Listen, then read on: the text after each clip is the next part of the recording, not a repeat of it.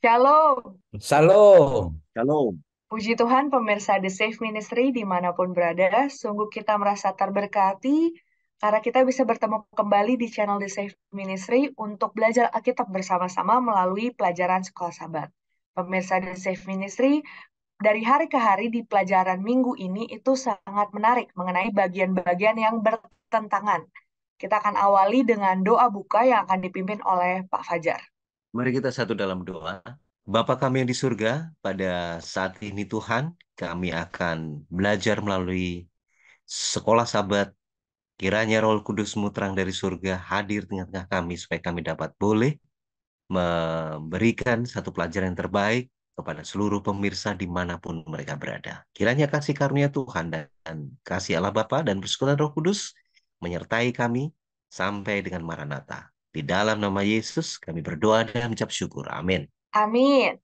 Sekarang kita akan memulai diskusi kita, tetapi sebelum itu kita akan mendengarkan uraian yang akan dibawakan oleh Pak Tobing. Silakan, Pak. Baik, terima kasih Saudari Beatrice. Pemirsa The Safe Ministry, kita memasuki satu pelajaran dalam satu minggu ini yang menurut hemat kami ini cukup sulit ya untuk kita pahamin. Namun mari kita sama-sama nanti belajar. Kami juga menunggu komentar, masukan-masukan dari kita. Judul kita minggu ini yaitu bagian-bagian yang bertentangan. Ya, jadi ini tanda tanya ya. Jadi satu minggu ini memang kita ya, Saudari Beatrice, kita akan belajar nanti ayat-ayat atau perikop-perikop yang seolah-olah bertentangan dengan yang diajarkan oleh Tuhan. Tapi sebenarnya masing-masing itu nanti tidak ada yang bertentangan kalau kita pahami maksudnya. Sebelumnya kita coba sama-sama cermati di dalam ayat hafalan ya yang tertulis di dalam Yohanes 5 ayat 39. Kamu menyelidiki kitab-kitab suci sebab kamu menyangka bahwa olehnya kamu mempunyai hidup yang kekal. Tetapi walaupun kitab-kitab suci itu memberi kesaksian tentang aku. Jadi sebenarnya kalau ayat ini masih gantung ya, masih koma aslinya.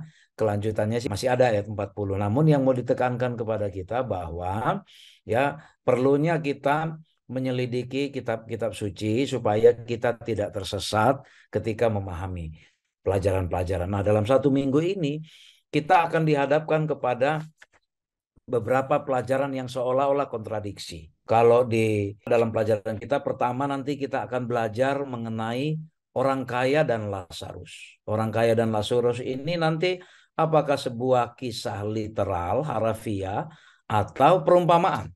Lalu kalimat yang sangat populer ketika Yesus disalib di Golgota bersama dua penjahat yang lain. Ada kalimat hari ini bersama dengan aku di Firdaus. Apa potensi kesalahpahaman terhadap kalimat ini? Lalu nanti ada kalimat lagi yang mengatakan pergi dan tinggal bersama Kristus. Ada lagi yang mengatakan berkhotbah kepada roh di penjara. Ya, apakah ada roh yang tidak kelihatan di dalam penjara? Lalu bagaimana juga dengan nanti jiwa-jiwa di mazbah. Jadi menarik sekali pelajaran kita. Namun ya dikatakan ya bahwa sama seperti teladan Yesus, ketika Yesus mengajar ya, ketika Yesus menyampaikan ajaran-ajaran yang mungkin sulit dipahami oleh orang lain dan potensi berbeda diyakini oleh orang lain, dia selalu mengucapkannya itu di dalam kasih. Tidak pernah kasar, tidak pernah mengeluarkan perkataan yang pedas. Demikian nanti juga kita bisa meniru dari teladan Petrus juga seperti itu, Paulus juga seperti itu. Demikian Saudari Beatrice untuk pengantar bagi kita dalam satu minggu ini. Baik, Pak. Untuk memulai diskusi kita akan membahas pertama mengenai orang kaya dan Lazarus. Kita minta Pak Tobing untuk bisa memberikan poin-poin penting mengenai pembahasan ini. Baik, kalau kita cermati di dalam Lukas 16 ayat 19 sampai 31 ya. Sambil kita belajar, kita baca dulu supaya kita punya pengertian yang sama. Lukas 16 ayat 19 sampai 31. Tapi tidak semua saya baca, sebagian saja ya, terutama nanti di ayat yang ke-20 3:24. Orang kaya itu juga mati lalu dikubur, dan sementara ia menderita sengsara di alam maut, ia memandang ke atas dan jauh dilihatnya Abraham dan Lazarus duduk di pangkuannya. Lalu ia berseru katanya, Bapak Abraham, kasihanilah aku, suruh Lazarus supaya ia mencelupkan ujung jarinya ke dalam air dan menyejukkan lidahku, sebab aku sangat kesakitan dalam nyala api ini. Jadi ini seolah-olah terjadi percakapan, ya. Tadi kan ada orang kaya, ya, orang kaya yang berpakaian mewah, lalu Lazarus sendiri orang yang pengemis, ya, badannya penuh borok, ya, dia duduk di dekat pintu rumah orang kaya itu. Tapi kenyataan katanya, ya, kenyataan katanya malah Lazarus itu yang masuk ke sorga, yang orang kaya itu yang masuk ke neraka. Lalu terjadi percakapan seperti ini. Seolah-olah memang ada percakapan langsung antara orang kaya itu yang di neraka dengan Lazarus yang ada di sorga. Nah, cerita ini banyak juga pihak yang mempersepsi bahwa ini kisah nyata, Saudari Beatrice. Ya, pemirsa The Safe Ministry banyak yang menganggap ini kisah nyata. Oh, berarti nanti terjadi percakapan seolah-olah ya neraka sama surga itu tetanggaan. Ya kan, tetanggaan, gampang ngobrolnya gitu ya. Misalnya saudara Fajar ada di surga, saya di neraka, ngobrol-ngobrol gitu ya. Saya sambil kepanasan, saudara Fajar sambil kesejukan, ngobrol-ngobrol. Seolah-olah seperti itu. Sesungguhnya ini bukan harafiah, tapi ini perumpamaan. Dan ini bukan bicara masalah kondisi orang mati di neraka dan orang hidup yang di surga. Pelajaran ini sedang memberi pelajaran kepada kita bahwa ya, supaya kita belajar bahwa status sosial kita pada saat ini, pengakuan sosial kita pada saat ini, itu sama sekali bukan menjadi penentu apakah kita akan mendapatkan pahala seperti apa di surga. Dan nasib kekal, nasib abadi setiap orang itu ditentukan di kehidupan yang pada saat ini, ya. Dan tidak lagi bisa dibalikkan nanti di akhirat atau di sorga. Oh, yang di sorga nanti bisa beralih menjadi ke neraka, yang di neraka beralih ke sorga. Tidak seperti itu. Nah, apa bukti? Ya, apa bukti bahwa ini bukan sebuah kisah yang harafiah? Kalau ini harafiah, ini bertentangan dengan Alkitab. Kenapa? Satu, mau tidak mau kita harus mengakui bahwa sorga dan neraka itu kayaknya dekat sekali, sehingga penghuninya bisa bercakap-cakap gitu ya. Lalu yang kedua, kita mau tidak mau harus menganggap bahwa di sorga itu, sementara tubuh berbaring di kuburan, seperti masih ada bentuk sadar dari jiwa spiritual. Jadi tubuhnya sudah mati, tapi bisa ngomong-ngomong.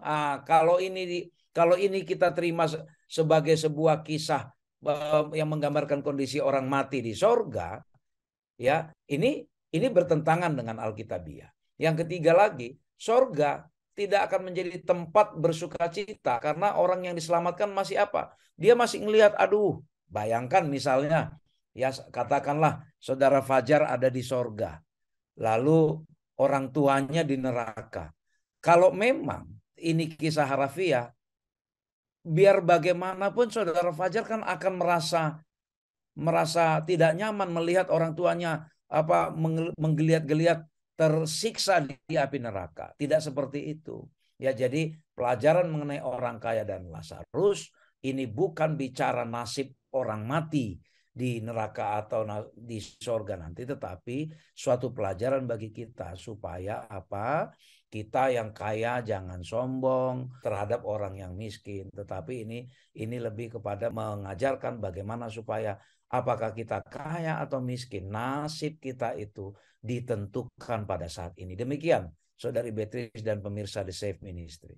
Dari pembahasan yang baru saja dijelaskan, ada pertanyaan yang ingin ditanyakan nih Pak.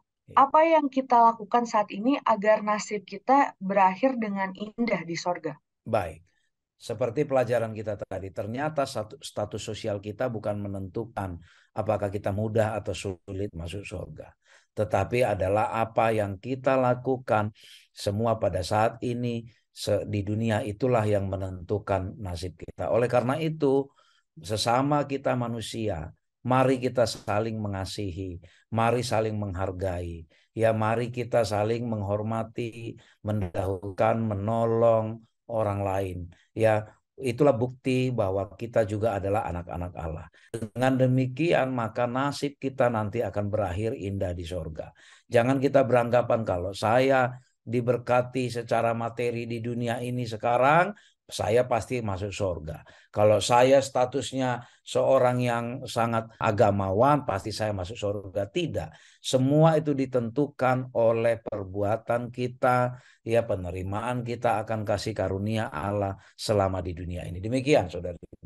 Baik, Pak. Selanjutnya pembahasan yang akan kita bahas mengenai hari ini bersama dengan aku di Firdaus. Silakan Pak Fajar membantu kita untuk memahami mengenai pembahasan ini. Iya, Beatrice dan pemirsa The Safe Ministry ya. Jadi khusus untuk hari Senin ini memang membahas tentang peristiwa pada waktu di kayu salib, yaitu salah satu pencuri itu percaya kepada Yesus. Mari kita sama-sama membuka dalam Lukas 23 ayat 43. Kata Yesus kepadanya, "Aku berkata kepadamu, sesungguhnya hari ini juga engkau akan ada bersama-sama dengan aku di dalam Firdaus." Jadi seakan-akan hari ini juga orang tersebut yang sudah mati di atas kayu salib itu bersama-sama dengan Yesus di Firdaus. Dan ini sangat bertentangan sekali dengan apa yang disampaikan oleh Yesus, pengharapan kepada murid-muridnya, bahwa mereka itu semua akan dibangkitkan pada waktu kedatangan Yesus yang kedua kali. Dan lagi pula bertentangan dengan apa yang disampaikan Yesus kepada Maria, bahwa Yesus belum bertemu dengan Bapaknya yang ada di surga. Nah, ini kan bagi pandangan beberapa umat-umat Tuhan ini akan bertentangan sekali. Nah, sekarang apa maksud dari hari ini ya? Apa maksud dengan hari ini? Nah, kalau kita baca bahwa Yesus mengatakan, "Sesungguhnya hari ini juga engkau akan ada bersama-sama dengan aku." Artinya bahwa ada satu jaminan kepastian saat ini juga gitu ya. Artinya dia mengucapkan pada hari itu akan ada satu jaminan keselamatan bagi pencuri yang percaya kepada Tuhan. Karena apa? Dia tidak memiliki untuk bertobat. Dia turun di atas kayu salib, mungkin dia dibaptiskan, tidak ada satu kesempatan. Artinya bahwa Yesus itu memberikan satu jaminan kepastian. Hari itu juga, hari itu ya, dia kepada pencuri itu bahwa kehidupan daripada pencuri yang bertobat ini adalah ada satu kepastian bahwa dia akan diselamatkan juga. Demikian Beatrice dan pemirsa The Safe Ministry. Baik, Pak. Dari saya dan pemirsa The Safe Ministry ada pertanyaan nih, Pak. Mungkin dari Bapak Gamaliel Huta Barat, dari Ibu Nunah Aliong, dari Bapak Daniel Pasongli, dari pembahasan ini, yaitu Ya, bagaimana agar kita setiap hari dapat jaminan dari Allah bahwa kita kelak akan bersama dengan Dia di Firdaus. menjadi kerinduan bagi kita semua ya Beatrice ya. Dan pemirsa dimanapun berada, bahwa kita akan bersama-sama dengan Yesus satu saat nanti ya. Nah, apa yang janji kepastian daripada Yesus itu memberikan satu jaminan kepastian bahwa kita nantinya akan bersama-sama dengan Yesus. Tentunya yang pertama, mestinya kita harus setia juga kepada Yesus ya. Setiap hari, bila mana kehidupan kita itu selaras dengan Yesus, kita tetap setia, belajar firman Tuhan, tetap berpaut hati kita dengan Tuhan, tentunya kita akan memperoleh satu garansi ya, satu jaminan. Satu saat nanti, kita akan berada bersama-sama dengan Tuhan di kerajaan surga nanti. Demikian Petrus dan pemirsa The Safe Ministry. Baik, Pak. Di hari berikutnya kita akan membahas mengenai pergi dan tinggal bersama Kristus. Kita akan sama-sama dengarkan penjelasannya dari Pak Tobing. Silakan, Pak. Baik, pemirsa The Safe Ministry, coba kita perhatikan dengan 24. Karena bagiku hidup ada Kristus dan mati adalah keuntungan. Tetapi jika aku harus hidup di dunia ini, itu berarti bagiku bekerja memberi buah. Jadi mana yang harus kupilih? Aku tidak tahu. Ayat 23, aku didesak dari dua pihak. Aku ingin pergi dan diam bersama-sama dengan Kristus. itu memang jauh lebih baik. Tetapi lebih perlu untuk tinggal di dunia ini karena kamu. Pemirsa The Safe Ministry, ungkapan yang mengatakan, aku ingin pergi dan diam bersama-sama dengan Kristus. Bukan berarti Paulus menjelaskan bahwa nanti kalau dia sudah mati, dia nanti akan pergi dan hidup secara sadar bersama Kristus jiwanya, ya. Jadi artinya kalau dia nanti mati, tubuhnya ada di dunia ini, lalu jiwanya nanti akan pergi secara sadar bersama Kristus. Bukan Filipi 1 ini tidak bicara mengenai kondisi orang mati atau kondisi kehidupan setelah kematian. Tidak. Tapi Filipi 1 ayat, terutama di ayat 20 sampai 24 ini bicara menggambarkan bagaimana semangat yang berkobar-kobarnya yang dialami oleh Paulus, ya, tentang kesiapan dia. Artinya gini, saya mati pun saya sudah siap. Saya mati pun saya sudah siap. Itu sebenarnya semangat dari Paulus. Karena apa? Mati itu bagi saya keuntungan kok. Dengan kehidupan kerohanian Paulus yang seperti itu, dia yakin sekali bahwa dia sudah melakukan tugas dengan baik. Tapi seandainya dikasih pilihan, dia bilang, aku lebih baik memilih jangan mati dulu, lebih baik hidup sama kalian dulu bareng, ya, kita sama dulu supaya kita bisa melakukan banyak hal di dunia ini. Paulus tahu persis bahwa kalau orang mati, ya nanti mati, ya, lalu yang hidup nanti, yang masih tinggal diangkat bersama-sama dengan Tuhan, ya, ketika kedatangan Yesus yang kedua kali. Jadi dia tidak sedang bicara masalah kebakaan jiwa di sini. Singkatnya, Paulus mengatakan bahwa apa yang dia ketahui setelah kematian, ya, bahwa nanti Yesus akan datang di awan-awan di langit untuk membangkitkan orang mati. Jadi pergi dan tinggal bersama Kristus ini tidak bicara masalah kondisi orang mati, tetapi bicara ke bagaimana semangat Paulus, ya, kalaupun dia misalnya mati, dia siap, ya, untuk tinggal bersama dengan Kristus. Demikian, Saudara Beatrice. Baik, Pak. Ada pertanyaan yang muncul dari pembahasan ini. Bagaimana manusia masih sering memikirkan nikmatnya tinggal di dunia dibandingkan harapan tinggal di surga? Iya, karena kita manusia cenderung ingin selalu hanya merasakan atau ingin merasakan atau melihat yang ada bukti saja. Makanya kadangkala kita lebih menikmati hal-hal yang menyenangkan di dunia ini dibandingkan bahwa sebenarnya kita punya harapan tinggal di sorga.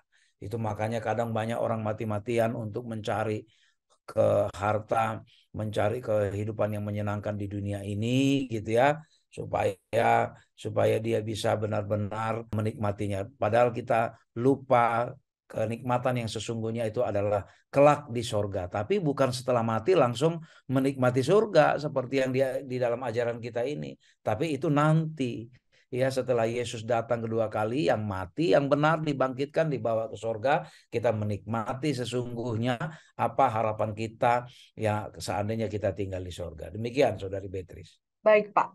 Pelajaran kita selanjutnya tidak kalah menarik, yaitu mengenai berkhotbah kepada roh-roh di penjara. Kita minta Pak Fajar untuk bisa menguraikan mengenai hal ini. Iya, Beatrice. Ini salah satu ayat-ayat yang menurut beberapa pengamat komentator Alkitab itu sangat bertentangan sekali. Berkhotbah kepada roh-roh di penjara. Nah, bagi komentator yang percaya kepada keabadian jiwa yang alami, biasanya menunjukkan bahwa Kristus itu dia berkhotbah kepada roh-roh di penjara. Ini menurut 1 Petrus 3 ayat 19. Kita sama-sama membaca 1 Petrus 3 ayat yang ke-19. Dan di dalam roh itu juga ia pergi memberitakan Injil kepada roh-roh yang di dalam penjara. Ini seakan-akan bahwa ada satu keabadian jiwa, ya. Setelah orang-orang itu mati, roh-rohnya ini masih bergentayangan dan Kristus memberitakan Injil kepada roh-roh yang bergentayangan ini. Ini jelas sekali sangat bertentangan dengan ayat-ayat Alkitab lainnya. Kita percaya bahwa orang yang mati itu tidak tahu apa-apa, ya. Banyak yang di dalam Alkitab, di dalam kitab Ayub, kemudian Mazmur, Pengkhotbah, kemudian Rasul Paulus sendiri, bahwa orang yang sudah mati, rohnya itu kembali kepada Tuhan, dan orang yang tinggal di dalam kubur, dia mati dan tidak memiliki aktivitas apa-apa. Jadi apa yang dimaksud oleh Rasul Petrus tentang memberikan penginjilan kepada roh-roh yang di penjara? Nah, rupanya kalau kita coba baca itu merupakan satu simbolis, tapi kita lihat bahwa yang dimaksud oleh Rasul Petrus ini adalah mereka yang ada di dalam penjara dosa, mereka yang berada dalam penjara dosa. Artinya bahwa Petrus mengambil satu contoh pada waktu Nabi Nuh ini memberitakan 120 tahun lamanya supaya kepada orang-orang yang hidup pada zaman itu untuk bertobat, kepada Tuhan dan berbalik dari tingkah laku mereka supaya mereka bertobat kepada Tuhan dan mereka dapat diselamatkan. Tapi rupanya mereka berada di kungkungan dosa, mereka tetap berada di di ranah kehidupan yang penuh dengan dosa. Mereka tidak mau lepaskan itu. Nah, itulah yang dimaksud dengan roh-roh kita yang masih terpenjara di dalam dosa. Demikian Beatrice dan pemirsa The Safe Ministry. Baik, Pak. Dari pembahasan ini ada pertanyaan yang terbersit di benak saya, Ya, yaitu mengenai penjara ini. Apa saja yang menjadi penjara di dalam hidup kerohanian kita saat ini, dan bagaimana caranya agar terlepas dari penjara tersebut? ya, ini pertanyaan mungkin dari salah satu pemirsa kita. Apa saja sih yang menjadi penjara dalam hidup kerohanian kita saat ini? Yang paling mudah adalah bila mana kita memiliki satu dosa yang tersembunyi, yang kita pelihara terus-menerus dan kita tidak mau melakukan satu pertobatan, itu merupakan salah satu dosa yang ada di dalam penjara, di dalam kehidupan rohani kita. Kita masih berada di dalam kehidupan yang penuh dosa bertentangan dengan Kristus. Artinya, bila mana kita ada satu dosa yang tersembunyi, kita masih tetap pelihara, kita tidak ingin bertobat kepada Tuhan, artinya kita berada di dalam kungkungan dosa itu sendiri. Kita berada di dalam penjara itu. Nah, sekarang bagaimana caranya agar kita terlepas dari penjara tersebut? Jalan satu-satunya adalah mudah. Kita mengaku dosa kita kepada Tuhan, kita tidak mau melakukan dosa itu lagi, dan kita berbalik dari kejahatannya dan berubah menjadi taat kepada Tuhan. Jadi satu-satunya cara adalah bertobat dan melakukan satu kehidupan yang lebih baik, ya, menuruti apa yang diperintahkan oleh Tuhan. Demikian Beatrice. Baik, Pak. Selanjutnya kita akan membahas mengenai jiwa-jiwa di bawah mesbah. Kita minta lagi Pak Fajar untuk memberikan poin-poin penting dari pembahasan ini, Pak. Ya, ini menarik sekali juga ya, jiwa-jiwa yang ada di bawah mesbah ini. Itu berkaitan dengan kitab Wahyu. Mari kita sama-sama membuka kitab Wahyu dalam Wahyu 6 ayat yang ke-9. Kita coba baca. Dan ketika anak domba itu membuka meterai yang kelima, aku melihat di bawah mesbah jiwa-jiwa mereka yang telah dibunuh oleh karena firman Allah dan oleh karena kesaksian yang mereka miliki. Dan mereka berseru dengan suara nyaring katanya, berapa lama lagi, ya penguasa yang kudus dan benar, engkau tidak menghakimi dan tidak membalaskan darah kami kepada mereka yang diam di bumi. Ayat yang ke-11. Dan kepada mereka masing-masing diberikan selai jubah putih dan kepada mereka dikatakan bahwa mereka harus beristirahat sedikit waktu lagi hingga genap jumlah kawan-kawan pelayan dan saudara-saudara mereka yang akan dibunuh sama seperti mereka. Apa yang dimaksud dengan jiwa-jiwa yang ada di bawah misbah ini ya? Yang paling penting adalah Wahyu 6 ayat 9 sampai 11 adalah suatu kondisi simbolis yang tentunya menggambarkan orang-orang kudus yang telah menjadi martir dan yang sudah diizinkan oleh Tuhan beristirahat agar terlepas dari jerih lelah mereka. Jadi perikop itu merupakan satu simbolis, bukan bukan secara literal ya. Dan itu melambangkan jiwa-jiwa yang sudah terbunuh dan mereka sudah diizinkan istirahat oleh Tuhan. Dan tentunya kalau kita lihat bahwa banyak sekali di dalam kitab Wahyu itu menuliskan sebuah lambang, simbolis, dan lain sebagainya. Nah, jiwa-jiwa yang di bawah mezbah ini bukan berarti bahwa jiwa-jiwa itu melayang-layang ya. Kalau mungkin bagi kaum yang memahami akan kebakaan jiwa, wah ternyata jiwa-jiwa mereka masih ada di dalam Ka'bah. Nah, bagi kita yang percaya kepada Alkitab, kita percaya bahwa mereka yang sudah beristirahat di dalam Tuhan itu mereka tidak melakukan apa-apa dan jiwanya, rohnya itu kembali kepada Tuhan, mereka akan dibangkitkan pada waktu Kristus datang pada kali yang kedua.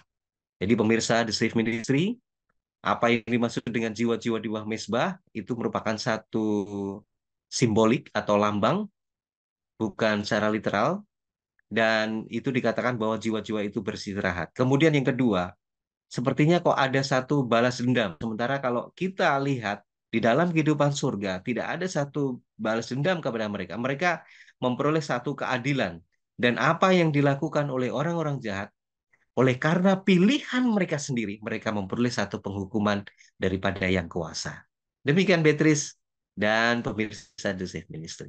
Baik, Pak. Ada pertanyaan yang bisa kita bahas dari pembahasan ini. Menjadi martir itu sungguh tidak mudah karena diperlakukan tidak adil. Apa sikap kita ketika kita diperlakukan tidak adil, Pak? Nah, tentunya memang kita belajar dari kaum Waldensia pada zaman dulu, pada waktu mereka harus dibakar, kemudian dibunuh, dikejar-kejar gitu ya. Memang tidak mudah ya, diperlakukan tidak adil. Seakan-akan bahwa mereka itu kalah gitu ya. Seakan-akan bahwa mereka itu membela nama Tuhan mereka, membela tentang kebenaran mereka. Apa yang menjadi kebenaran yang sudah mereka terima, mereka tetap pertahankan meskipun harus kehilangan nyawa mereka. Kalau orang dunia mungkin berpikir bahwa itu seakan-akan tidak adil. Di mana keadilan ini? Tapi jangan salah ya, mereka memperoleh satu upah atau pahala daripada surga. Kehidupan mereka bukan kehidupan sementara di atas dunia ini. Meskipun mereka kehilangan nyawa, tapi mereka memiliki satu kehidupan, jaminan kehidupan kekal di kerajaan surga nanti. Nah, inilah salah satu bentuk keadilan yang Tuhan berikan bagi mereka yang memang betul-betul setia kepada Tuhan, memegang kebenaran ini, memegang Alkitab, percaya kepada kebenaran ini. Tentunya ada satu keadilan daripada Tuhan, ada satu upah atau apa ya? Atau jaminan jaminan keselamatan, jaminan kehidupan kekal yang nantinya kelak kita akan terima pada waktu Yesus datang pada kali yang kedua. Demikian Beatrice dan pemirsa The Safe Ministry. Baik, Pak. Tidak terasa kita sudah sampai di ujung diskusi kita. Kita minta Pak Tobing untuk bisa memberikan kesimpulan atas segala yang telah kita diskusikan. Baik, pemirsa The Safe Ministry, tadi sudah jelas diuraikan oleh masing-masing panelis bahwa kisah-kisah atau perikop-perikop ayat-ayat yang seolah-olah bertentangan sudah kita klarifikasi. Bahwa itu semua sama sekali tidak mendukung mengenai ajaran keabadian jiwa atau kebakaan jiwa. Namun pelajaran yang penting bagi kita ambil dari pelajaran-pelajaran sepanjang satu minggu ini adalah bahwa kita harus ingat bahwa nasib kita itu kita sendiri yang menentukannya. Ya, apakah kita nanti akan berakhir tragis bangkit bersama-sama dengan orang yang tidak percaya, atau apakah akan berakhir indah bangkit bersama-sama dengan orang yang percaya? Itu sama sekali kita yang menentukan pada saat ini. Di dalam hidup ini tentu setan selalu berusaha mencobai kita, tetapi puji Tuhan atas kebaikannya. Allah memberikan kasih karunia. Dia mempersembahkan kasih karunia sebagai alat bagi kita, sebagai sebuah media bagi kita agar kita bisa menang terhadap pencobaan itu. Di dalam mengikuti Yesus, ya bisa saja kesulitan-kesulitan hidup tidak terhindarkan. Bahkan tadi di pelajaran-pelajaran sebelumnya dikatakan bahkan mati martir pun ya mungkin saja tidak terhindarkan. Tetapi semua itu tidak terlepas dari perhatian Allah. Allah selalu memberikan kasih karunia-Nya. Apakah kita akan menyia-nyiakan kesempatan itu? Itu sangat tergantung dari keputusan kita. Ketika kita memutuskan siap untuk martir bagi Allah, maka kita ingat satu ayat yang mengatakan Barang siapa mempertahankan nyawanya, ia akan kehilangan nyawanya. Dan barang siapa kehilangan nyawanya karena aku, ia akan memperolehnya. Ini adalah beberapa pelajaran yang jauh lebih penting kita ambil, kita terapkan dalam aplikasi kehidupan kita. Ya, kita memang perlu mengklarifikasi bahwa keabadian jiwa itu tidak sesuai dengan ajaran Alkitab, tetapi yang paling penting adalah bagaimana kita bisa mendapat bagian ketika Yesus nanti datang. Dia menjemput kita, dia datang bersama malaikat, dia menjemput umat-umatnya di kedatangan yang kedua kali. Demikian pemirsa The Safe Ministry, kiranya Tuhan memberkati kita. Terima kasih kepada para panelis dan terima kasih kepada para pemirsa The Safe Ministry dimanapun berada. Kita berharap pemirsa The Safe Ministry mendapatkan inspirasi baru atas pengertian akan kematian dan kehidupan yang kekal. Kita akan tutup dalam doa, kita minta Pak Tobing untuk memimpin kita. Kita berdoa. Ya Allah Bapa di sorga, pengetahuan kami sangat terbatas sehingga kadangkala kami dibingungkan oleh pengertian-pengertian atau ajaran-ajaran yang membawa kami menyimpang dari kebenaran Tuhan. Tapi pada minggu ini kami diyakinkan bahwa keabadian jiwa itu bertentangan dengan ajaran Alkitab. Tuhan menyediakan satu cara, satu mekanisme bagi kami untuk menyediakan kehidupan kekal bagi kami. Kalaupun kami mati, kalaupun kami martir Tuhan, kalau kami mati di dalam Kristus, Engkau akan menjemput kami, membangkitkan kami, membawa ke sorga kelak nanti ketika kedatangan-Mu yang kedua kali. Biarlah kami boleh mendapat bagian nanti Tuhan di dalam kedatangan-Mu. Terberkatilah pemirsa The Safe Ministry dimanapun berada, agar kami semua terpelihara di dalam Tuhan, sehingga kami boleh sama-sama turut bagian di dalam perjamuan yang Tuhan sudah sediakan bagi kami. Mohon ampun kami akan pelanggaran dan dosa yang kami perbuat, dalam nama Yesus kami berdoa. Amin. Amin. Sukacita yang kami rasakan bisa melakukan diskusi bersama dengan pemirsa The Safe Ministry. Kami terbuka untuk bisa menerima komen, kesan, pesan di kolom komentar. Jadi jangan lupa untuk suka dengan video kami dan juga langganan di channel The Safe Ministry. Sekali lagi kami ucapkan terima kasih kepada para pemirsa The Safe Ministry dan produser kami Bapak Simon Gumanti. Sampai ketemu di video selanjutnya. Tuhan berkati. Shalom. Shalom. Tuhan berkati. Tuhan memberkati.